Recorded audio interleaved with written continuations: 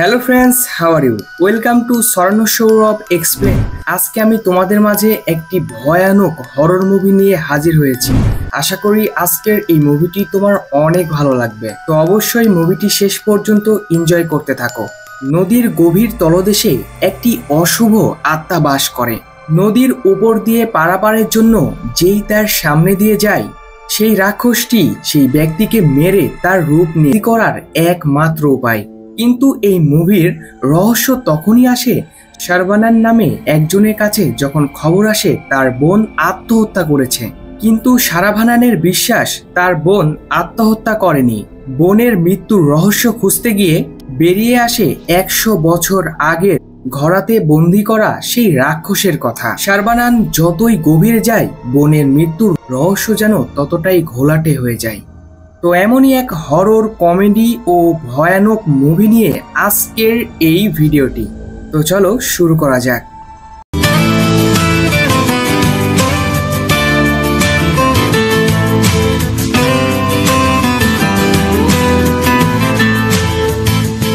মুভির শুরুতেই আমাদেরকে দেখানো হয় গ্রামের মহা উৎসবে পণ্ডিত তার মেয়েকে নিয়ে যাওয়ার জন্য ডাক দিলে পণ্ডিতের স্ত্রী বলে, আমি কখন থেকে বলছি আপনি একাই উৎসবে যান, সীতা বাসায় থাকুক। সীতা মায়ের কথায় কান না দিয়ে বাবার সাথে উৎসবে যাওয়ার জন্য নৌকায় উঠে বসে পড়ে। সীতা নদীর পানি নিয়ে খেলা করার সময় তার বাবাকে জিজ্ঞাসা করে গ্রামে এই মহা উৎসব কেন হয়।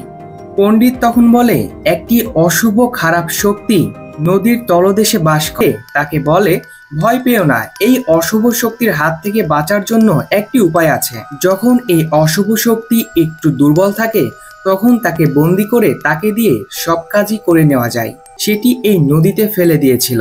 তারপর থেকে প্রতি বছরই এই পূর্বপুরুষদের স্মরণ করার জন্য গ্রামে এই মহা উৎসব হয়। নৌকা চলতে চলতে হঠাৎ করে পণ্ডিতের বৈঠাটি সেই ঘোড়ার সাথে লেগে আটকে যায়।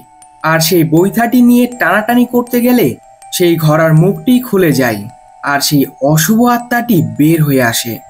পণ্ডিত কথা বলতে বলতে পেছনে তাকিয়ে দেখে সীতা হাতে একটি মাছ ধরে আছে। আর এটি দেখে পণ্ডিত সীতাকে বলে মাছটিকে নদীতে ফেলে দাও। আর ঠিক তখনই নৌকা কিসের সাথে একটি ধাক্কা খেলে পণ্ডিত তাকিয়ে দেখে যে তার মেয়ের লাশ নদীতে ভাসছে। মেয়ের লাশ দেখে পণ্ডিত কাঁদতে কাঁদতে পিছনে তাকিয়ে দেখে সীতা কাঁচা মাছ খাওয়া শুরু করেছে। অর্থাৎ সেই রাক্ষসটি সীতাকে মেরে তার রূপ নিয়ে নিয়েছে। আর তখনই গ্রামে মহা উৎসব শুরু হলে সীতা তার হাতে থাকা মাছটি ফেলে দিয়ে পণ্ডিতের দিকে তাকিয়ে থাকে।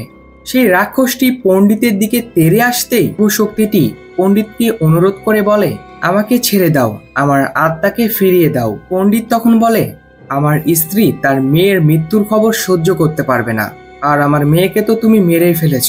এবার আমার স্ত্রীর সাথে তুমি তার মেয়ে সীতা সেজে থাকবে। সন্ধ্যায় পণ্ডিত বাসায় ফিরলে তার স্ত্রী বলে আপনি একা এসেছেন যে, সীতা কোথায়? পণ্ডিত সরে গেলেই সীতা তার মায়ের দিকে তাকিয়ে একটি ভয়ানক হাসি দেয়। এরপরে আমাদেরকে দেখানো হয় শহরের এক কোর্টে শারবানান নামে একজন উকিলের কাছে তার ফুপু এসে দেখে শারবানানের কাছে একটিও কেস নেই, আর তার পাশের উকিলদের কাছে মানুষের লাইন লেগে আছে। ফুপু শারবানানকে বলে তুই এত সৎ হলে তোর কাছে কে কেস নিয়ে আসবে? ফুপু একটি কাপলকে দেখে শারবানানকে বলে তারা বিয়ের জন্য ঘুরছে, কেউ তাদের সাহায্য করছে না। শারবানান তাদের কাগজপত্র নিয়ে বিয়ের কাগজপাতি রেজিস্টার করতে শুরু করে দেয়। মেয়েটি তার বাসার ঠিকানা বলতেই ফুবু ভয়ে বলে তুমি কুরুতি ভাইয়ের মেয়ে? মেয়েটি বলে হ্যাঁ। আর তখনই কুরতি সেখানে তার লোকজন নিয়ে আসলে শারবানান মেয়েটিকে বলে তুমি তোমার বাবার পছন্দেই বিয়ে করো।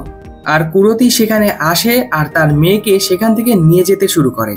আর তার বাবা তাকে বলে সিলভি, আমি যেখানে পছন্দ করে রেখেছি তুই সেখানেই বিয়ে করবি, অন্য কোথাও তুই বিয়ে করতে পারবি না। সিলভি নামটি শোনার সাথে সাথেই শারবানানের কি যেন একটি হয়ে যায়। আর ফুবুর সাথে সিলভির হাত বেঁধে দিয়ে বলে যদি সিলভিকে নিতে হয় তাহলে আগে ফুবুকে নিতে হবে। আর ফুবু তো তখন ভয়ে কেঁপে ওঠে। তারপরে এই বেচারি ফুবু ভয় নিতে মানা করে। বছর পরেও তার বোনের জন্য এত ভালোবাসা। ফুবু তখন বলে শারবানান নিজের বিপদেই মুখ লুকিয়ে ফিরে আসে, কিন্তু যখন সে তার বোনের কথা শুনে সে কাউকে ছাড় দেয় না। শারবানান যখন তাদেরকে ইচ্ছামতো মারধর করছিল তখন সেই মেয়ের বাবা অর্থাৎ সিলভির বাবা বুঝতে পেরে সেখান থেকে কেটে পড়ে। এরপরে আমাদেরকে দেখানো হয় শারবানানের বোন অর্থাৎ সিলভির বাসায়। ছোট ছেলে শারবানান আর বড় মেয়ে শক্তিকে নিয়ে সিলভির একটি সুখের সংসার। সিলভি তার ছেলের নাম তার বড় ভাই শারবানানের নাম অনুসারেই তার নামও শারবানান রেখেছে। আর এইদিকে সিলভির স্বামীর নাম সন্তোষ, সে পেশায় একজন ইঞ্জিনিয়ার। একদিন সন্তোষ জগিং এর জন্য বের হলে রবি নামে একজন ছেলের সাথে বাইরে দেখা হয়। রবি তার ইউটিউব চ্যানেলের জন্য সকাল সকাল পাখিদের ভিডিও করতে এসেছে। রবির সাথে কথা বলে সন্তোষ জগিং করার জন্য জঙ্গলের ভেতরের দিকে চলে যায়। সন্তোষ কিছু দূর জগিং করতে করতে একটি ধোঁয়া খেয়াল করে, যেই ধোঁয়াটি সন্তোষের দিকে ধীরে ধীরে এগিয়ে আসছিল। তার চারপাশে এত ধোঁয়া দেখে সন্তোষ একদম ভয়ে থমকে যায়। আর হঠাৎই সেই ধোঁয়ার মাঝ থেকে একটি হাত এসে সন্তোষের পা ধরে টান দেয়, আর সন্তোষ তখনই মাটিতে পড়ে অজ্ঞান হয়ে যায়। আর সাথে সাথে সাদা ধোঁয়া এসে চারপাশ থেকে সন্তোষকে চারিদিকে ঘিরে ফেলে। আর বেশ কিছুক্ষণ পরে সন্তোষ সেই জঙ্গলের পথ দিয়ে হাঁটতে শুরু করে। সন্তোষ সেখান থেকে উঠে চলে যাওয়ার পরে আমরা দেখি সন্তোষের সেই লাশটি মাটিতেই পড়ে আছে। হয়তো সেই অশুভ শক্তি সন্তোষকে মেরে তার রূপ ধরে চলে গিয়েছে। কিন্তু এখানে একটি প্রশ্ন, সেই পণ্ডিত তো সেই অশুভ শক্তিকে তার ঘোড়ার মধ্যে আটকে রেখেছিল, তাহলে এটা কি? আর এইদিকে সিলভির স্বামী সন্তোষ মেন গেট খুলে বাসার ভেতরের দিকে যেতে শুরু করে। আর তার চেহারা দেখে বোঝাই যাচ্ছে সে অস্বাভাবিক হয়ে আছে। সন্তোষ বাসার ভেতরে প্রবেশ করতেই তার পোষা কুকুরগুলো তাকে দেখে মন খারাপ করেই বলে, বাচ্চার মায়ের খবর না নিয়ে আগে বাচ্চাদের খবর নিচ্ছ যে? আর তখনই গ্রামের কিছু লোক দৌড়াতে দৌড়াতে সিলভির বাসার দিকে আসে। আর সিলভি তখন বাইরে আসিয়ে যায়। আর তখন রবি ভিডিও করতে করতে সিলভির বাসার পাশেই আসে। আর রবি বাসার ভেতরে ঢুকে দেখে কুকুরের ডাকে সে ধীরে ধীরে কুয়ার দিকে এগিয়ে যায়। আর রবি কুয়ার ভেতরে তাকিয়ে কিছু একটি দেখে ভয়ে সে সরে যায়। কুয়ার ভেতরে একটি মেয়ের লাশ ঝুলছিল, আর মেয়েটি আর কেউ না বরং সিলভি ছিল। এখানে দেখানো হচ্ছে সিলভি গলায় রশি দিয়ে ঝুলে আছে। এরপরে আমাদেরকে শারবানানকে দেখানো হয়। সিভিল ড্রেসে একজন অফিসার এসে শারবানানকে জিজ্ঞাসা করে, আপনি কি সিলভিকে চিনেন? শারবানান বলে, সিলভি তো আমার ছোট বোন। কেন, কি হয়েছে? অফিসার তখন শারবানানকে বলে, আপনার ছোট বোন আত্মহত্যা করেছে। আর এই কথাটি শুনে শারবানান সেই অফিসারের কলার চেপে ধরে। আর সেখানে ফুপু এসে শারবানানকে সরিয়ে অফিসারকে বলে, আপনি কি সঠিক ঠিকানায় এসেছেন তো, নাকি এমনি এমনি চলে এসেছেন? অফিসার তখন বলে, সিলভি আর তার স্বামী সন্তোষ দুজনই মারা গেছে। কয়েকদিন আগে সন্তোষ জগিংয়ে গিয়ে হার্ট অ্যাটাকে মারা গেছে। আর এই কষ্ট সহ্য করতে না পেরে সিলভি আত্মহত্যা করেছে। আর বোনের এই মৃত্যুর খবর শুনে শারবানান তো একদম থমকে যায়। সে সিঁড়িতে বসে কাঁদতে শুরু করে। আর শারবানান সেখানে এক মুহূর্ত দেরি না করে তার ফুবুকে নিয়ে সিলভির বাসায় চলে আসে। সিলভির বাসাতে ঢুকতেই ফুবু তো কাঁদতে শুরু করে। আর সে বলছিল, সিলভি বেঁচে থাকতে আমি একবারও এই বাসাতে আসতে পারিনি। শারবানান তার ফুবুকে নিয়ে বাসার ভেতরে প্রবেশ করে। আর সিলভির বাসায় অলরেডি গ্রামের কিছু লোকজন আর একজন পুলিশ অফিসার ছিল। সেখানকার একটি লোক এগিয়ে এসে শারবানানকে বলে, আমি এই গ্রামেরই প্রেসিডেন্ট। আপনার বোনের স্বামী এই গ্রামেই থাকতো, তবে সন্তোষের কোনো আত্মীয় স্বজন ছিল না। আর আমরা যে আপনাকে খবর দিব, আপনার ঠিকানাও আমাদের কাছে ঠিকমতো ছিল না। আমরা কারো কোনো ঠিকানা না পাওয়ার কারণে বাধ্য হয়ে সিলভি আর তার স্বামীর শেষ কাজ করে ফেলেছি। গ্রামের বাকি লোকদের সাথে কথা বলে শারবানান জানতে পারে সন্তোষ রিয়েল এস্টেটের ব্যবসা করত। এই রাজমহলটি কিনে রাজমহলটি ঠিকঠাক করে বিক্রি করার জন্য সে এই মহলের মালিকের কাছ থেকে বেশ কিছু অ্যাডভান্স টাকা নিয়েছিল। এই টাকাগুলো সন্তোষ বিভিন্ন জনের কাছ থেকে ধার দেনা ও ব্যাংক থেকে লোন নিয়ে টাকা শোধ করেছিল। শারবানান এই মহলের মালিককে বলে, আপনি অ্যাডভান্সের টাকাগুলো ফেরত দিলে আমি সন্তোষের যেগুলো ধার দেনা ছিল ওগুলো শোধ করে দিতাম। কিন্তু মহলের মালিক বলে, আমি টাকাগুলো আমার মেয়ের বিয়ের জন্য খরচ করে ফেলেছি। ওরা তো এখনই গ্রামে এলো, টাকা শোধ করার জন্য কিছুদিন তাদেরকে সময় দেওয়া হোক। আর সামনে তো মহা উৎসব, এই মহা উৎসব শেষ হলে সবাই মিলে বসে একটি সিদ্ধান্ত নেওয়া যাবে। শারবানান মহলের মালিককে জিজ্ঞাসা করে, আমার বোনের ছেলে মেয়েগুলো কোথায়? ছোট্ট শারবানান তখন ঘরের মধ্যে বসে বাবল নিয়ে খেলছিল। তখন তার মনে হয় এই বাবলগুলো কোথা থেকে আসছে। ধীরে ধীরে সে পেছনে তাকিয়ে দেখে বাবল তৈরির খেলনাটি হাওয়াতে ভাসছে। আর সেখান থেকে নিজে নিজে বাবল বের হচ্ছে। হঠাৎ ছোট ছোট সেই বাবলগুলো এক জায়গায় এসে একটি বিশাল বড় বাবলে পরিণত হয়। আর সেই বাবলের মধ্যে একটি অশরীরের ছায়া দেখা যায়, তবে তার চেহারাটি অস্পষ্ট। আর এমন দৃশ্য দেখেই শারবানান ভয়ে এক দৌড় দিয়ে বাইরে চলে আসে। আর দরজা দিয়ে বাইরে আসতেই শারবানান তাকে কোলে তুলে নেয়। শারবানান সেই ছোট্ট ছেলেটির নাম জিজ্ঞেস করলে সেই ছোট্ট ছেলেটি বলে, আমার নাম শারবানান। ফুবু তখন শারবানানকে বলে, সিলভি তাহলে এখনো আমাদেরকে বলেনি তার এই ছোট ছেলেটির নামই রেখে দিয়েছে শারবানান, তোকে কত ভালোবাসে দেখ। আর তখন ছোট্ট শারবানান ঘরের দিকে তাকাতে ভয়ে মামার কোল থেকে নেমে বাইরে চলে যায়। পাশে থাকা একটি লোক শারবানানকে বলে, আপনার বোন মারা যাওয়ার পরে ছেলেটি যেন কেমন হয়ে গেছে। এরপরে ভেতরের এক রুমে আমাদেরকে দেখানো হয় শক্তি বিছানায় শুয়ে আছে এবং তার মাথায় একটি ব্যান্ডেজ। গ্রামের লোককে শারবানানকে বলে, ওর নাম শক্তি, আপনার বোনের বড় মেয়ে। ওর চোখের সামনে সিলভি আত্মহত্যা করে, ডাক্তারি পড়া শেষ করেছে। ফুপু তখন মায়াকে জিজ্ঞাসা করে, তোমরা শক্তিকে হাসপাতালে না নিয়ে বাসায় কেন ট্রিটমেন্ট করছো? মায়া তখন বলে, আমাদের এই ছোট্ট হাসপাতালে তেমন কোনো সুযোগ সুবিধাই নেই, তাই এখানেই ওর চিকিৎসা ভালো হবে দেখে আমি ওকে এখানেই রেখেছি। আর তখনই মায়ার দাদা এসে বলে, মায়ার বিয়ের জন্যই রাজমহলটি বিক্রি করতে চাচ্ছিলাম। সবাই ডাক্তারি পড়াশোনা করে বিদেশে গিয়ে টাকা কামায়, আর মায়া গ্রামে বসে সকলের সেবা করতে চায়। আর মায়া তখন বলে, এখন আপনারা সবাই দয়া করে বাইরে যান, শক্তির চেক আপ করতে হবে। সবাই বাইরে চলে গেলে শারবানান জানালা দিয়ে দেখে মায়া শক্তিকে কিসের যেন একটি ইঞ্জেকশন দিচ্ছে। আর মায়ার চোখে মুখেও কেমন যেন একটি রহস্য। এদিকে পাওনাদার মিস্ত্রি আর কাঠপেন্ট, অনেক বছর ধরে আপনি আমার বোনের স্বামীর সাথে কাজ করছেন, আমি শুনেছি আপনি অনেক বড় উকিল। পাওনাদারের মুখের উপরে টাকা ছুঁড়ে মেরে আপনি মলটি নিয়ে নিন। তবু তখন বলে, তুমি একে যত বড় উকিল ভাবছো তত বড় উকিলই না, আর আমাদের কাছে তো এখন 20 লাখ টাকাও নেই। তবু তখন শারবানানকে বলে, টাকা শোধ করার একমাত্র উপায় হলো জমিদারের মেয়ে মায়াকে পটিয়ে বিয়ে করতে হবে। আর এটি শুনে শারবানান সেখান থেকে রেগে চলে যায়। আর শারবানান চলে গেলে মিস্ত্রি কার্পেন্টারকে বলে, তবু পাগল হলেও বুদ্ধিটা কিন্তু ভালোই দিয়েছে। কার্পেন্টার বলে, এমন বুদ্ধি আমার মাথায় আসলো না কেন? তারপরে আমাদেরকে রাতে দেখানো হয় ছোট্ট শারবানান ফোনে বসে থেকে তার ছবিতে বিভিন্ন ইফেক্ট দিচ্ছিল। আর এইদিকে মিস্ত্রি ও কার্পেন্টার জোকারের মাস্ক দিয়ে ছবি তুলছিল। আর তখনই তার ক্যামেরাতে দেখা যায় তার আর ছোট্ট শারবানান ভয় পেয়ে পেছনে তাকিয়ে দেখে সেখানে কেউই নেই। এরপরে সে ক্যামেরা ধরলেই দেখে সেই জোকারের মুখোশটি, কারো মুখকে আইডেন্টিফাই করে তার মুখে সে মাস্কটি লাগিয়ে দিয়েছে। কিন্তু ছোট্ট শারবানান সেখানে ফোন সরিয়ে দেখে কেউই নেই, কিন্তু ফোন ধরলেই সেই ফোনে সেই মুখোশটি অর্থাৎ চেহারাটি খুঁজে পাচ্ছে। আর তখন শারবানান তার হাতটি সামনে দিয়ে দেখার চেষ্টা করে সত্যি সেখানে কিছু আছে কিনা। আর তখনই একটি হাত এসে শারবানানের হাত চেপে ধরলে সে ভয়ে দূরে সরে যায়। আর তখন সেই ছোট্ট শারবানানটি ফোনটি মেঝেতে ধরে দেখে অশরীরই আছে কিনা। সামনে কিছু দেখতে না পেলে ক্যামেরাটি শারবানান তার নিজের দিকে ঘোরায়। আর ঠিক তখনই দেখে মারব, কিন্তু ব্যাটের বাড়িটি ওই অশরীরের শরীরে যেয়ে লাগে। ফুপু তখন ভয়ে ভয়ে বলে, এটা কি ছিল? আর তখন ছোট্ট শারবানান সেখান থেকে ভয়ে দৌড়ে পালিয়ে যায়। ফুপু আবার সেই মশা মারার মেশিনটি দিয়ে মারলেই সেই অশুভ আত্মাটি তার সামনে চলে আসে এবং একটি ভয়ানক চিৎকার করে তার সামনে থেকে চলে যায়। ছোট শারবানান সেখান থেকে পালাতে গিয়ে মিস্ত্রিদের সাথে ধাক্কা খায়। মিস্ত্রি তখন তাকে রেগে বলে, এই ছেলে, তোমার কি চোখ নেই? তুমি কি কিছু দেখতে পাও না নাকি? এত বড় লোক আমি, আর আমাকে ধাক্কা মেরে দিয়েছো।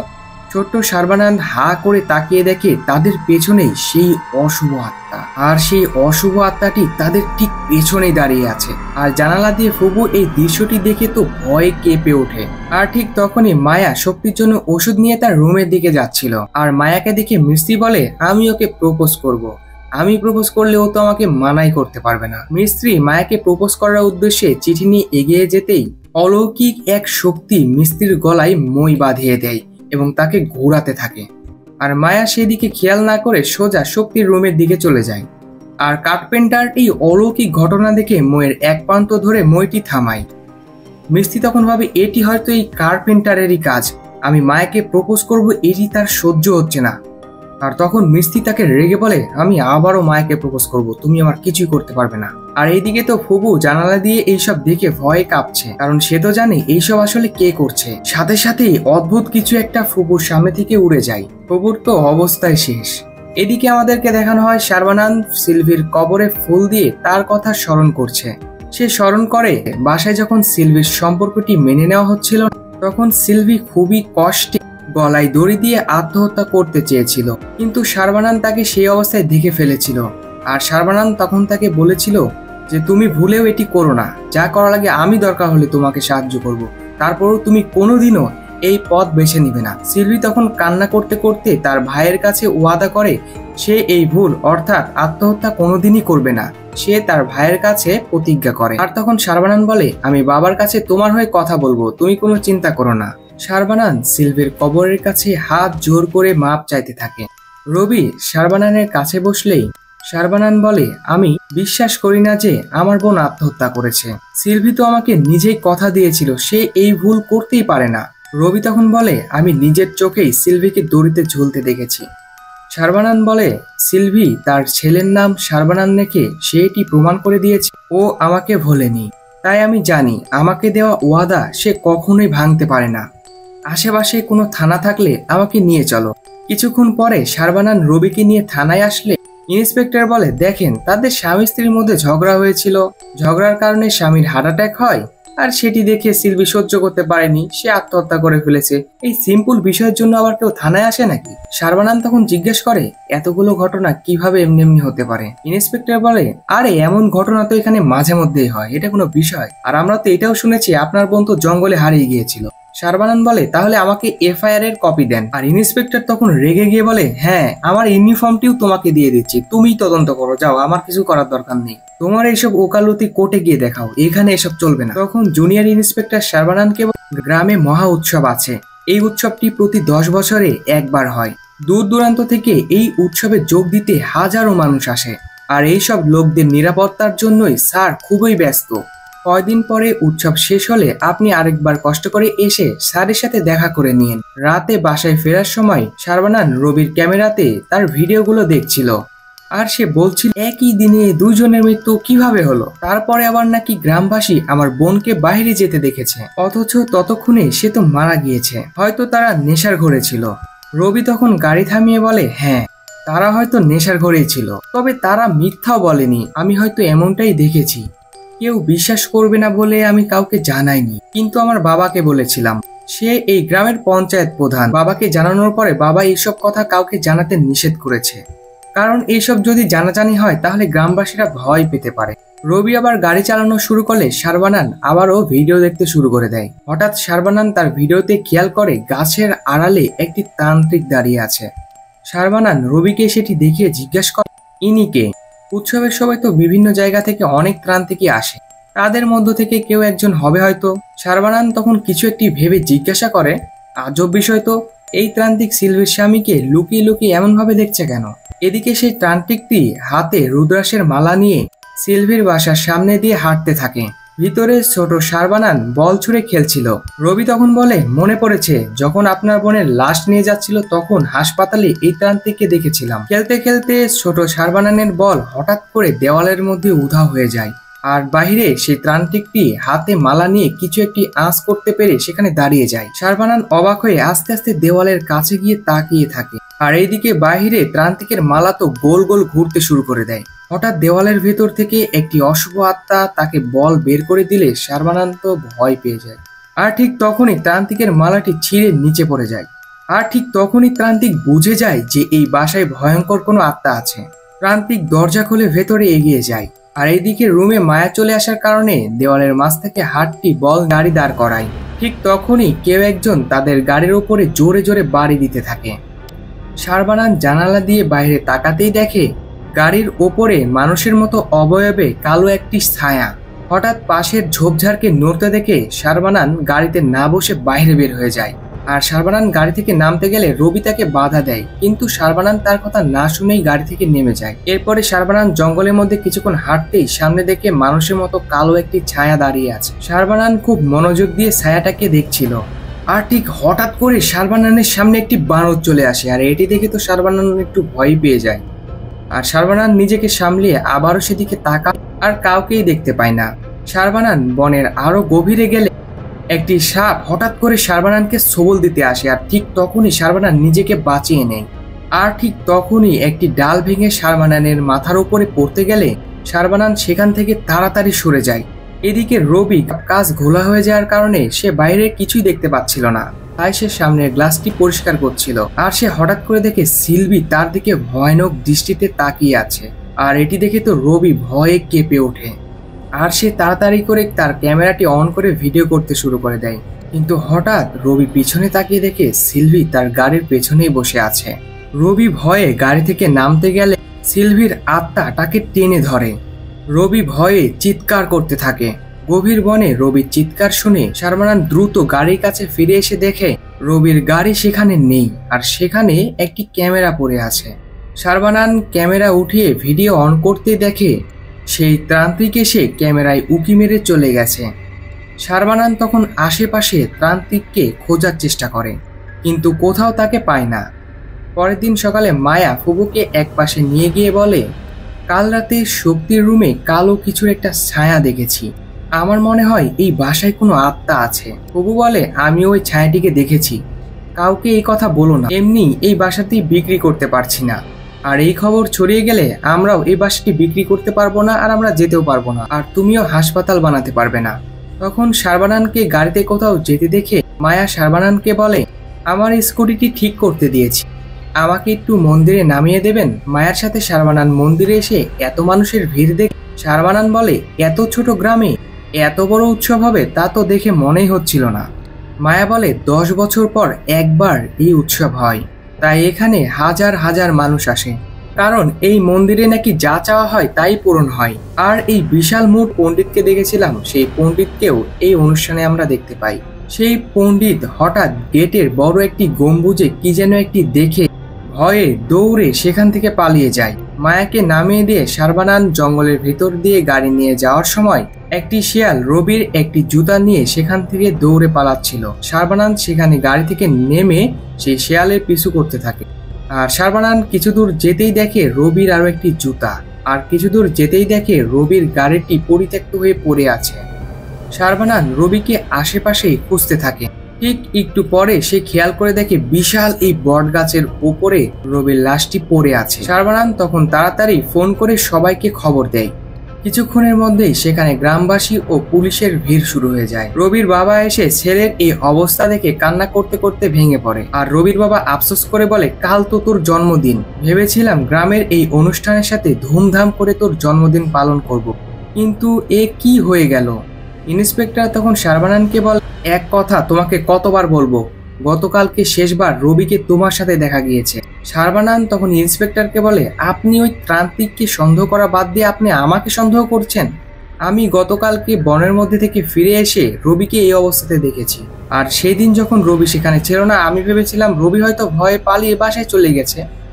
আর আপনারা ওই তান্ত্রিককে জিজ্ঞাসা করছেন না কেন?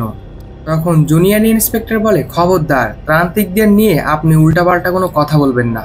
হয়তো সে নিচে পড়ে থাকা ক্যামেরা দেখে অবাক হয়ে তাকিয়েছিল। এই তো হঠাৎ শারবানান কথা বলতে বলতে সেই তান্ত্রিককে দেখে একটি গাছের পিছনে লুকিয়ে আছে। শারবানান সেই তান্ত্রিককে দেখার সাথে সাথেই সেই তান্ত্রিকটি সেখান থেকে পালিয়ে যায়। শারবানান সেই তান্ত্রিকের পিছু করলে সেই বড় বড় ঘাসের মধ্যে সেই তান্ত্রিকটি হারিয়ে যায়। শারবানান তখন এই তান্ত্রিককে খুঁজে না পেয়ে ইন্সপেক্টরকে বলে, ওই তান্ত্রিকটি যদি কিছু নাই করে থাকে তাহলে কেন সে দৌড়ে পালালো? আর সে শুধু এখনই না, সে সব ঘটনার সময় উপস্থিত ছিল।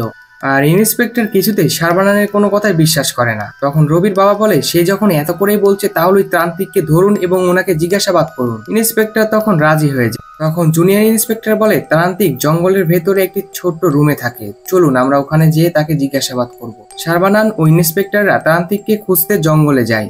বনের অনেকটাই গভীরে একটি ঝর্ণা, আর তার সামনেই ভাঙাচোরা একটি মন্দির। মন্দিরের ভেতরে কঙ্কালের মূর্তি আর আজব সব জিনিসপত্র। আর লাল সিঁদুর দেখে জুনিয়র ইন্সপেক্টর তো অনেক ভয় পেয়ে যায়। শারবানান লাল রঙের থালাটি দেখে একটি সন্দেহ হয়। রঙগুলো সরাতে দেখে ছবি তিনটি বের করে দেখে প্রথমটি সিলভি, পরেরটা তার স্বামী এবং তারপরের রবির ছবি, আর তাতে লাল চিহ্ন দেওয়া। শারবানান আরো একটি ছবি উঠে দেখে তার ভাগ্নি শক্তির ছবি।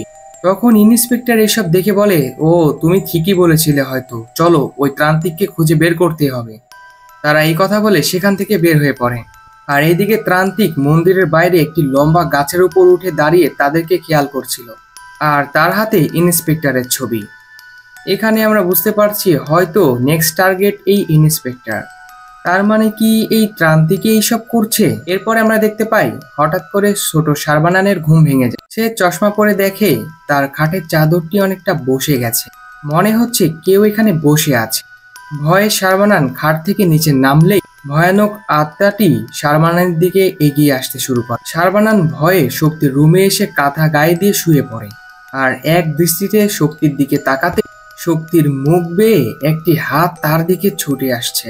শারবানান খাট থেকে নামলেই পর্দার পেছনে একটি ছায়া দেখতে পায়। সে তখন ভয়ে শক্ত হয়ে দাঁড়িয়ে থাকে।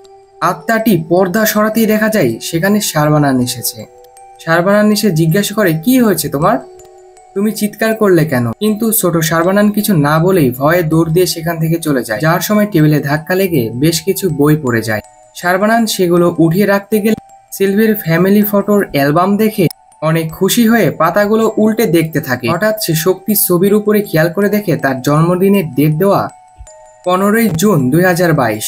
তখন হঠাৎ করে শারবানানের মনে পড়ে যায় রবির বাবাও তো বলেছিল রবির জন্মদিন 15ই জুন। কিছু একটা আন্দাজ করে শারবানান দ্রুত রেজিস্ট্রারি অফিসে এসে হবে। ইন্সপেক্টর তখন মন্দিরের ভিড়ের মধ্যে বিভিন্ন গ্যাঞ্জাম এবং ঝামেলা মেটানোর কাজে ব্যস্ত। শারবানান মায়াকে বলে, তুমি শক্তির খেয়াল রেখো, আর কেউ যেন জানতে না পারে শক্তি কোন রুমে আছে। আর এটি বলে সেখান থেকে শারবানান বের হয়ে যায়। এদিকে কনস্টেবল ইন্সপেক্টরকে থানায় যেতে বলে, আর এই কথা ত্রান্তিক আড়াল থেকে শুনে নেয়। সিলভির বাসায় সেই পণ্ডিত হঠাৎ চলে আসে আর এসে চিল্লাপাল্লা শুরু করে দেয়। মায়া এবং ফুপু বের হয়ে আসলে পণ্ডিত কান্না করতে করতে বলে, আমাকে সাহায্য করুন, আমার মেয়েকে খুঁজে পাচ্ছি না। একজন বলেছে 4 জনকে এই সুপারিগুলো দিলে আমি আমার মেয়েকে খুঁজে পাবো, আর এই জন্য আপনিও নেন। মায়া সেই সুপারিগুলো না নিতে চাইলেও ফুপুর জোরাজোরিতে মায়া নিতে বাধ্য হয়। পণ্ডিত তখন বলে, শুনেছি এই বাসায় আরো একটি মেয়ে আছে। মায়া তখন বলে, না না, ও বাচ্চা মানুষ, আপনি এখন এখান থেকে চলে যান। কিন্তু তখন পণ্ডিত মায়ার পা ধরে বলে, দয়া করে সে মেয়েটিকে ডাক দেন। লোকটিকে এইভাবে দেখে ফুপুর মায়া হলে বলে, সামান্য পান সুপারি তো, আসেন আপনি, বলে তাকে ভেতরে নিয়ে গেলে সাথে সাথেই তাদের বাসার কারেন্ট চলে যায়। মায়া বলে, আমার এইসব একদমই ঠিক মনে হচ্ছে না, আপনি দয়া করে এখান থেকে চলে যান। কিন্তু ফুবু মায়াকে বলে, আরে কোনো সমস্যা হবে না। এরপরে আমাদেরকে দেখানো হয় শারবানান মন্দিরে গিয়ে জানতে পারে ইন্সপেক্টর সেখানে নেই, সে থানায় চলে গেছে। মায়া হারিকে নিয়ে পণ্ডিতকে নিয়ে যাওয়ার সময় উঠানে একটা কালো ছায়া লক্ষ্য করে, যেটি জানালার পাশেই দাঁড়ানো, কিন্তু সে ওপরে তাকিয়ে কাউকে দেখতে পায় না। কিন্তু পণ্ডিত তাকালে একজনকে ঠিকই দেখতে পায়।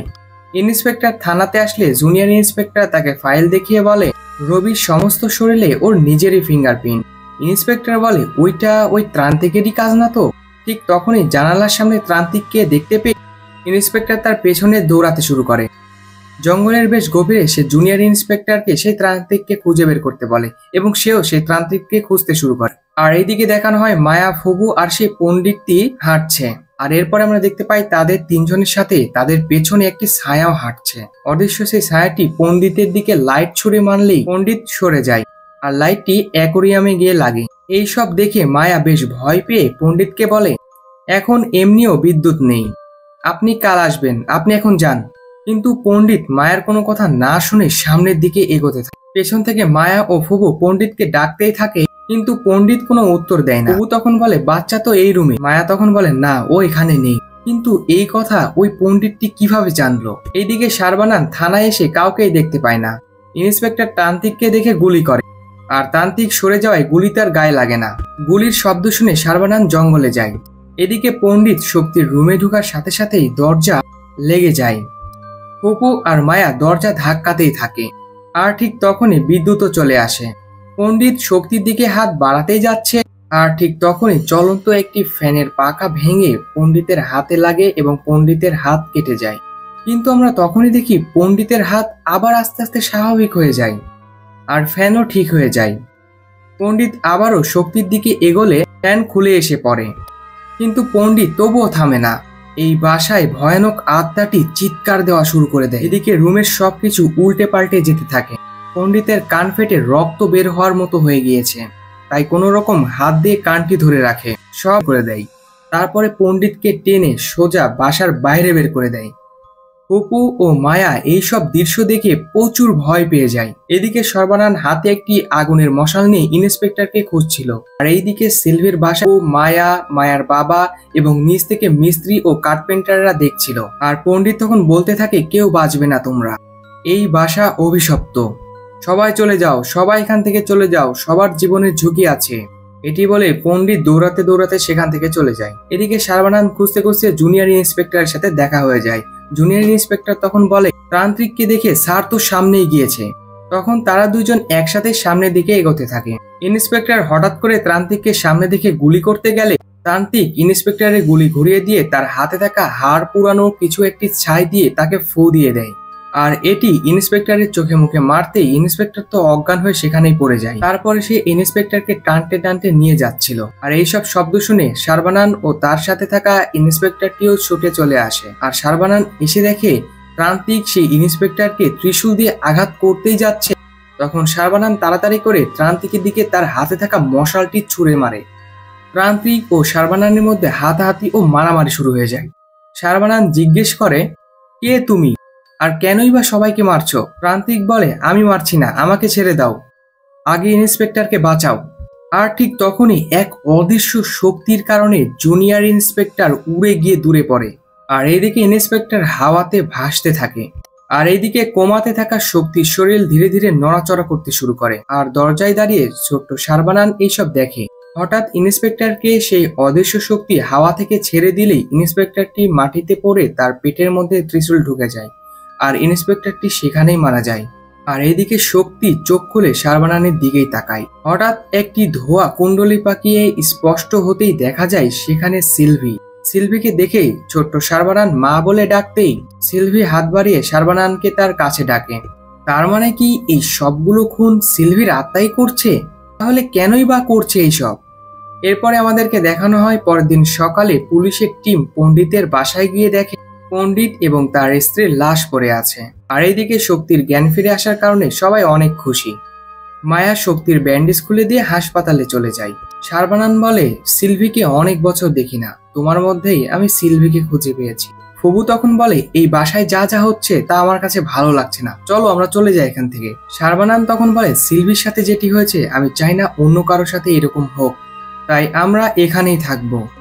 ঠিক তখনই জুনিয়র ইন্সপেক্টর কল করে সর্বানন্দকে জানায় পণ্ডিতের বাসায় তাদের লাশ পাওয়া গেছে।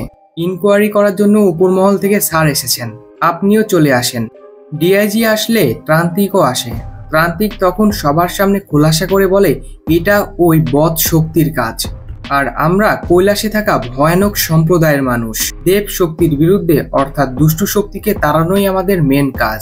1000 বছর আগে আসামের পূর্বপুরুষরা এক অশুভ শক্তিকে বন্দী বানিয়েছিল, কিন্তু একদিন ওই আত্মা এক পণ্ডিত পূজা শেষে বাসায় ফেরার সময় পণ্ডিতের মেয়েকে মেরে তার মেয়ের রূপ ধারণ করে। তবে সময়টি ভালো ছিল বলে অশুভ শক্তির সামনে সেই পুরোহিতটি পবিত্র পানি ছিটিয়ে তাকে বশ করে ফেলে। আর সেই সুযোগটি কাজে লাগিয়ে পণ্ডিত তাকে তার মেয়ে বানিয়ে তার বাসায় নিয়ে যায়। কিছুদিন পরেই সেই নদীতে মেয়েটির লাশ ভেসে আসলে আমরা জানতে পারি পণ্ডিতের মেয়ে আসলে মারা গিয়েছে। ডিআইজি তখন জিজ্ঞাসা করে, এটা যে অশুভ শক্তির কাজ, তুমি এটা কি করে বলতে পারো? তান্ত্রিক তখন বলে, ওই মেয়ের রক্তে চিনির পরিমাণ বেশি পাওয়া গিয়েছে। ডিআইজি তখন বলে, কেন, অশুভ শক্তির কি আবার ডায়াবেটিসও আছে নাকি? আর তুমি কিসের তান্ত্রিক, তুমি কি নিজেকে ডাক্তার মনে করছো নাকি? তান্ত্রিক তখন বলে, এই অশুভ শক্তি উভচর, পানি এবং ডাঙা দুই জায়গাতেই সে থাকতে পারে। যখন সে মানুষের ভেতরে থাকে তখন তার রক্ত থেকেই তাকে চিহ্নিত করা যায়। আর এটি জানার জন্যই আমরা পণ্ডিতের বাসায় যাই, কিন্তু কেউ যদি এটি জানতে না পারে এই কারণে পণ্ডিত বাসা থেকে সপরিবারে পালিয়ে গিয়েছিল। তাৎক্ষণিক কিছু মানুষ চেন্নাই যায় আর আমি তামিলনাড়ুতে চলে আসি। তখন জুনিয়র ইন্সপেক্টর বলে, তা আপনি সারা দেশ বাদ দিয়ে এই দুই জায়গাতেই খুঁজছেন কেন? ডিআইজি তখন বলে, আরে বোকা, বোঝো না, এই দুই জায়গাতেই তো আমাদের মতো এই অশুভ শক্তিকে বিশ্বাস করার মতো বেকুব আছে, আর আমাদের মতো এরকম বেকুব আছে বলেই এই ধরনের তান্ত্রিকের পিছে টাকা উড়াচ্ছে। আর তান্ত্রিকেরা এই ধরনের ভুলভাল গল্প বানিয়ে আমাদের কাছ থেকে টাকা হাতিয়ে নিচ্ছে। কিন্তু তান্ত্রিক তখন বলে, না, আপনারা ভুল ভাবছেন। তান্ত্রিক তখন বলে, কারণ এই এলাকার দেবীদেরকে একই পাথর দিয়ে বানানো হয়, তাই এদের শক্তি একে অপরের সাথে জড়িত, তাই এই এলাকাতে এই দুষ্ট শক্তিকে কাবু করা যাবে। আর এটা জেনেই আমি এখানে এসেছি। আমরা এটাই অনুমান করেছিলাম যে সে এখানে এসেছে, আর এটাই সঠিক। আর ঠিক সেখানে এমন ঘটনা ঘটে যেটার সম্পর্কে কারো ধারণাই ছিল না। অশুভ আত্মাটি একদিন মন্দিরের সামনে দিয়ে হাঁটছিল। সে হঠাৎ সামনে এগোতেই অদৃশ্য কোনো একটি শক্তির সাথে ধাক্কা খায়। ধাক্কা খাওয়ার পরে সে কোনোভাবেই আর এগোতে পারছিল না। আবারও সামনে এগিয়ে মন্দিরের একটি গম্বুজে পা রাখতেই আবারও জোরে ধাক্কা খেয়ে সে উড়ে পড়ে যায়। এরপরে সে প্রচুর রেগে গম্বুজের দিকে তাকিয়ে থাকে। পুরোহিত এক কলসিতে করে মন্দিরের ওপরে ওই গম্বুজের মধ্যে ওই অশুভ শক্তির আত্মাটিকে রেখে গিয়েছে সেটি সে বুঝতে পারে। সে একটি লোককে দিয়ে ওই কলসটি নামিয়ে নিয়ে আসে এবং তার বিনিময়ে তাকে কিছু টাকা দেয়। আর আত্মাটি সে পেয়ে গেলেও সে আত্মার কোনো শক্তি ছিল না। আর শক্তি পাওয়ার জন্য সে অশুভ শক্তি অর্থাৎ সে আত্মাটাকে 3টি বলি দিতে হবে। তখন শারবানান বলে এমন 3জনকে বলি দিতে হবে যাতে তাদের জন্মদিন একই দিন থাকে এবং তারা পরপর 10 বছর পর পর জন্মগ্রহণ করে, তাই না? আর তাদের মধ্যে আরো একটি বিষয় কমন ছিল, তাদের সকলেরই পিঠে একটি লাল রঙের চিহ্ন ছিল। প্রান্তিক তখন বলে হ্যাঁ, তুমি ঠিকই বলেছ, প্রতি 10 বছরে এই তিথি একবারই আসে। এই সময় দুষ্ট শক্তি যদি এটি হাসিল করতে পারে তাহলে সে অনেক শক্তিশালী হয়ে যাবে। ওর 3জন টার্গেট ছিল, আপনার বোনের মেয়ে রবি এবং ইন্সপেক্টর। 3জনের মধ্যে বাচ্চা মেয়েটি ছিল প্রথম, তাই সে আপনার বোনের স্বামী সন্তোষকে মেরে আপনার বোনের বাসায় ঢুকে পড়ে। এরপরে আত্মা যখন বাচ্চার খোঁজে সিলভির কাছে যায় তখন সিলভি আয়নায় দেখে এটা কুকুরটিও মরে পড়ে আছে। সিলভি তখন বলে বাচ্চা কুয়ার পাশে খেলছে। আত্মাটি চলে গেলে সিলভি তার বাচ্চাদেরকে রুমে খুঁজতে যায়, কিন্তু সেখানে পায় না। আত্মাটি কুয়ার কাছে বাচ্চাদেরকে দেখতে না পেয়ে শক্তিকে ডাক দিলে শক্তি তখন বলে আমরা ওপরে। আর এইদিকে সিলভি বাচ্চাদেরকে মন্দিরের মধ্যে লুকিয়ে নেয়, কারণ সে আত্মাটি মন্দিরে ঢুকতে পারবে না। আর সে বাচ্চাদেরকে বুঝ দেয় যে সে লুকোচুরি খেলছে। আত্মাটি মন্দিরের সামনে দিয়ে হেঁটে গেলেই সেখানে সব প্রদীপ নিভে যায়। সিলভি ভয়ে বাচ্চাদেরকে নিয়ে অন্য রুমে চলে আসে। আত্মা বাচ্চাদের রুমে গিয়ে দেখে সেখানেও তারা নেই। তখন সে খেলনা গাড়িকে বাচ্চাদের কাছে নিয়ে যেতে বলে। সিলভি এইসব দেখে শক্তির পায়ের পায়েল খুলে জানালা দিয়ে ফেলে দেয়। আত্মা শব্দ পেয়ে সেদিকে গেলে কিছু একটি অনুমান করে বাসার মূল দরজা লাগিয়ে দেয়। সিলভি ওপরে জানালা দিয়ে এইসব দেখে অনেক ভয় পেয়ে যায়। ঠিক তখনই সিলভির ফোন বেজে উঠলে সেটা উঠাতে গেলে দেখে আত্মাটি লাঠি দিয়ে বাড়ি মেরে সে ফোনটি ভেঙে ফেলেছে। সিলভি সেখান থেকে দৌড়ে পালিয়ে যেতে লাগলে আত্মা তার দিকে লাঠি ছুঁড়ে মারে। আর তখন সিলভি মাথায় আঘাত পায়। সিলভি তবুও বাচ্চাদেরকে বাঁচানোর জন্য দরজাটি লাগিয়ে দেয় আর বাচ্চাদের রুমে আসে। তবে রুমে এসে দেখে সেখানে কেউ নেই।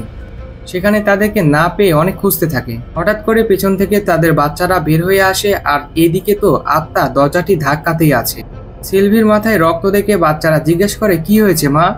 সিলভি বাচ্চাদেরকে সান্ত্বনা দেওয়ার জন্য নিজের ব্যথা লুকিয়ে বলে আমি তো তোমার বাবাকে বোকা বানানোর জন্য প্র্যাঙ্ক করছি। এদিকে আত্মাটি প্রচুর রাগে দরজাটি ভেঙে ফেললে শক্তি তখন জিজ্ঞাসা করে আচ্ছা মা, বাবা কি ঠিক আছে এমন করছে? সিলভিকে মাটিতে ফেলে দেয়। আর তখন বাচ্চারা সন্দেহ দৃষ্টিতে তাকায়। বাচ্চারা যাতে ভয় না পায় তখন সে পাশে পড়ে থাকা পানির পাইপ দিয়ে পানি ছিটাতে থাকে। আর বাচ্চারা এটি খেলা দেখে মজা করছে। আত্মাটি তখন সিলভিকে কুয়ার কাছে নিয়ে আসে এবং তার গলায় দড়ি পেঁচিয়ে দেয় এবং তাকে জিজ্ঞাসা করে বাচ্চারা কোথায়। সিলভির এইরকম নির্মম কাহিনী শুনে শারবানানের চোখ দিয়ে টপ টপ করে পানি পড়তে থাকে। আর এমন করুণ মৃত্যুর কথা শুনে পুলিশরাও অনেক অবাক হয়ে যায়। জুনিয়র ইন্সপেক্টর বলে আমরা যেমনটা ভেবেছিলাম সেমনটা তো না, সিলভি আত্মহত্যা করেনি, বাচ্চাদেরকে বাঁচানোর জন্য নিজের জীবন বিসর্জন দিয়েছে। গ্রামবাসীরা যখন সিলভিকে ডাকতে আসে তখন সে আত্মাটি দাঁড়িয়ে থেকে সেগুলো দেখছিল। হঠাৎ সবার গলার আওয়াজ শুনে সে আত্মাটি নিজের রূপ বদলে নেয় এবং সিলভির রূপ ধরে। তারপরে সেই লোকদের সাথে সিলভি সেজে বাইরে বের হয়ে যায়। আর এটি রবি খেয়াল করেছিল। মায়ের কোনো সারা শব্দ না পেয়ে শক্তি তার ভাইকে বলে তুমি এখানে থাকো, আমি দেখে আসি মা কি করছে। শক্তি তার মাকে খুঁজতে খুঁজতে কুয়ার কাছে এসে দেখে দড়ি ঝুলছে। আর হঠাৎ করে সে তার মায়ের লাশ দেখে ভয় পেয়ে নিচে পড়ে যায়। আর পরে যে তার মাথাটি পাথরের সাথে লেগে ফেটে যায়। তান্ত্রিক তখন বলে সেলভিকে মারার পরেও বাচ্চাকে কেন মারতো, তাহলে হয়তো এত আঘাত ও কষ্ট সহ্য করতে পারতো না। কিন্তু ও এমন কিছুই করেনি, বরং মৃত্যুর পরও বাচ্চাদেরকে রক্ষা করে যাচ্ছে। ওর মতো মেয়ে আসলে বোন নয়, মা হিসেবে পাওয়াও অনেক ভাগ্যের বিষয়। ঠিক তখনই শক্তি এসে শারবানকে কেক খাইয়ে দেয়। শক্তি ইশারা দিয়ে মানা করলে শক্তি সেখান থেকে চলে যায়। কিন্তু শারবান বুঝে যায় সিলভি সেখানেই আছে। তখনই মায়া বাসায় ঢুকতে গেলে কোনো একটা অজানা শক্তির আঘাতে সে বাসা থেকে দূরে ছিটকে যাচ্ছিল। বাইরের শব্দ পেয়ে সবাই বের হয়ে আসে। খুবু মায়াকে ধরে ভেতরে আনে। শারবান খেয়াল করে মায়ার এই বাসাতে ঢুকতে কোনো সমস্যাই নেই, কিন্তু মায়ার বাবা যখন স্কুটি নিয়ে ভেতরে আসতে যায় তখন সে উড়ে যায়। শারবান তখন বুঝে যায় হয়তো স্কুটিতেই কোনো সমস্যা আছে। শারবান মায়ার থেতোস্কোপ নিয়ে বাড়ির ভেতরে ছুঁড়ে মেরে দেখে কোনো সমস্যাই নেই। সেটা কোনো সমস্যা না করে বাসার সীমানার মধ্যে ঢুকে যায়। এরপরে অ্যাপ্রন ছুঁড়ে মারলে সেটা আর যেতে পারে না। শারবান ভালো করে লক্ষ্য করে দেখে অ্যাপ্রনে কিছু যেন রক্ত লেগে আছে। কিছুক্ষণ আগে থানায় যে হামলা হয়েছিল মায়া তাদেরই চিকিৎসা করে বাসায় ফিরছে। শারবান ও মায়া হাসপাতালে এসে অ্যাপ্রনে থাকা রক্ত ডিএনএ টেস্ট করতে দেয়, যেন এটা কার রক্ত সেটা বুঝতে পারে। প্রান্তিক প্রেসিডেন্টকে এসে কিছু একটা বললেই সেই কথা শুনে তারা হসপিটাল থেকে রিলিজ না নিয়েই জোরপূর্বক বের হয়ে যায়।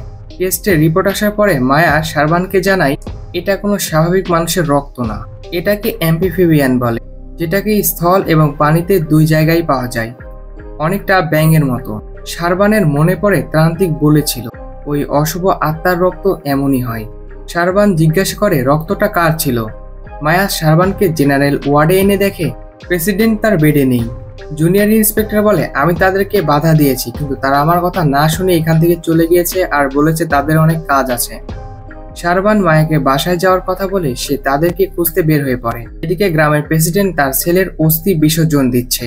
শারবান প্রেসিডেন্টকে এসে জিজ্ঞাসা করে ওই তান্ত্রিক কোথায়। প্রেসিডেন্ট বলে আমি কোনো তান্ত্রিককে চিনি না। তার মানে এতক্ষণ তান্ত্রিকের রূপে যে ঘুরছে সেই আসল অশুভ আত্মা।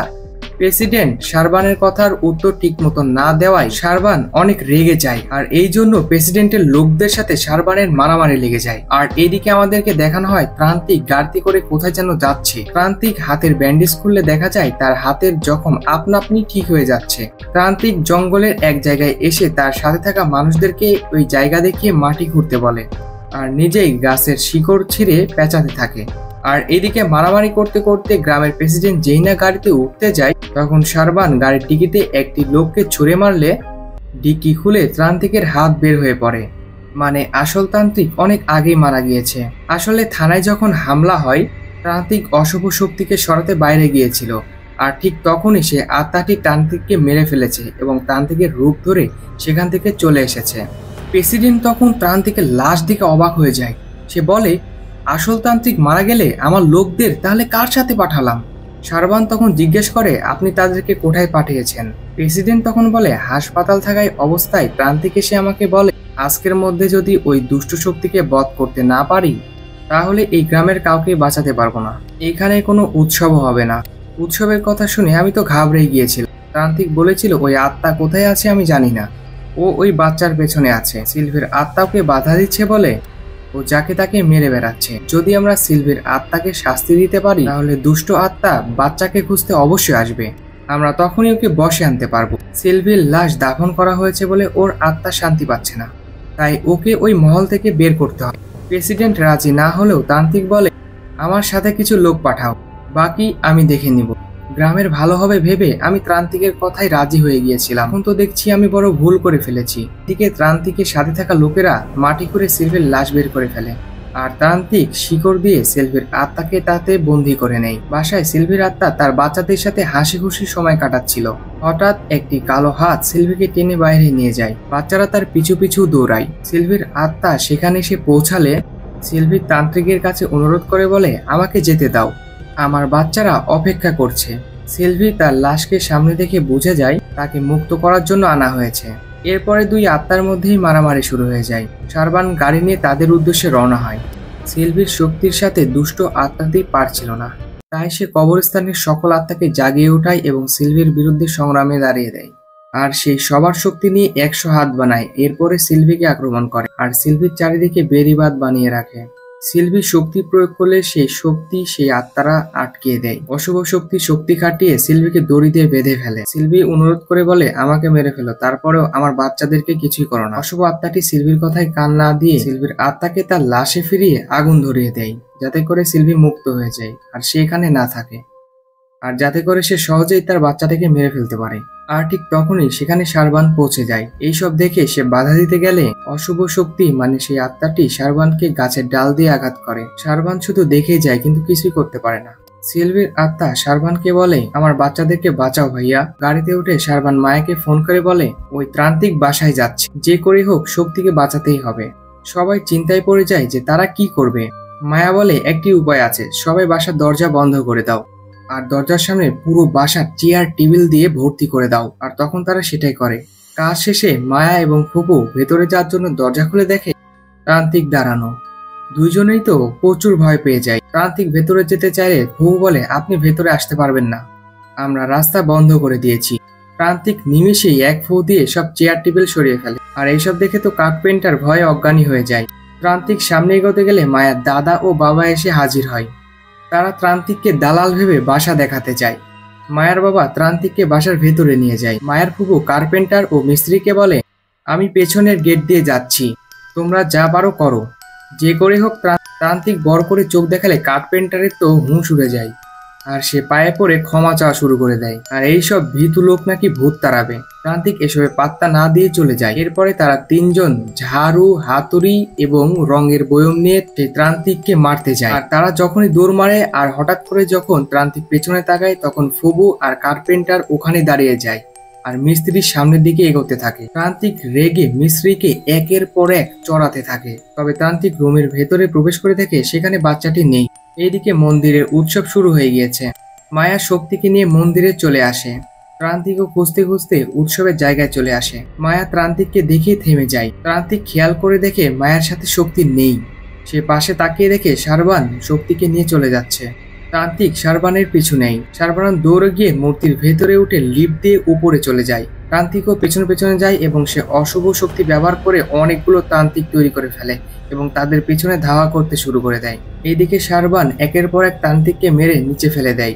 শারবান দেখে তান্ত্রিক সমস্ত শক্তি এক জায়গায় করে সে উপরের দিকে উঠছে। আর এদিকে বাইরে পণ্ডিতরা রাবণকে মারার জন্য সেখানে আগুন ধরিয়ে দেওয়ার ব্যবস্থা নিচ্ছে। এদিকে শারবান শক্তির কাছে পৌঁছানোর জন্য প্রাণপণ যুদ্ধ করে সামনের দিকে এগিয়ে যাচ্ছে। শক্তি একসময় রাবণের চোখে আটকে যায়। প্রান্তিক শক্তিকে ধরতেই যাবে, ঠিক তখনই শারবান শক্তিকে নিয়ে দড়ি ধরে নিচে লাফ দেয় আর পর্দায় পিছড়ে রঙের বড় থালার উপরে পড়ে যায়। আর এইদিকে আত্মার দিকে সে আগুনের তীরকে আসতে দেখে সে তো আতঙ্কিত হয়ে যায়। পরে তান্ত্রিক সেখানে পিছাতেই যায় কিন্তু সে আর পারে না সেটা। তান্ত্রিক দেখে দেবী নিজের হাতে তীর নিয়ে তার দিকে নির্দেশে আমাদেরকে দেখানো হয় শারবান মায়াকে এই বাসা পার্টনারশিপে দিয়ে দেয় যেন সে এখানে হাসপাতালও খুলতে পারে। বাচ্চারা বাইরে এসে খুশি মনে বল খেলছিল, কিন্তু লক্ষ্য করলে দেখা যায় বাচ্চাদের সাথে অদৃশ্য কোনো শক্তিও খেলছে। তাহলে কি সিলভির আত্মা ফিরে এসেছে, নাকি এটা সিলভির স্বামীর আত্মা? ভিডিওটি ভালো লেগে থাকলে লাইক, কমেন্ট এবং শেয়ার করতে ভুলবে না। অবশ্যই এই ভিডিওটি একটি হলেও শেয়ার করবেই। তুমি যদি এই ধরনের আকর্ষণীয় মুভি ও ড্রামা এক্সপ্লেন দেখতে ভালোবাসো তাহলে অবশ্যই আমাদের চ্যানেলটি সাবস্ক্রাইব করে রাখো, যাতে পরবর্তী ভিডিওর নোটিফিকেশন সবার আগে তোমার কাছে পৌঁছে যায়। তো ভিডিওটি শেষ পর্যন্ত দেখার জন্য অসংখ্য ধন্যবাদ। দেখা হবে সামনের সব আকর্ষণীয় মুভি ও ড্রামা এক্সপ্লেনে। সেই পর্যন্ত ভালো থাকো, সুস্থ থাকো এই কামনা করে আজকের এই ভিডিওটি এখানে শেষ করছি। ধন্যবাদ।